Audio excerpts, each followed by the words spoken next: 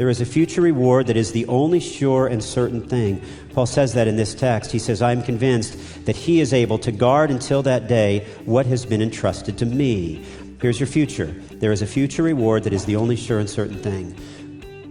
Now, we don't know exactly what Paul was saying there. Was he speaking of the gospel? Possibly, because he uses that same language a little later with Timothy. Was he speaking of his ministry? Possibly. Was he speaking of his life? Possibly. Paul was saying, listen, the thing I know is that that God is able to guard what I've entrusted to him until that day. Paul is clearly looking at the future.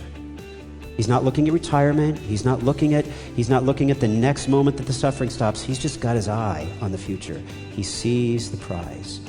That's why he says in Philippians, speaking of the prize, he says, forgetting those things which are behind and straining forward what lies ahead, I press on towards the goal for the prize of the upward call of God in Christ Jesus. Paul is looking for the future prize.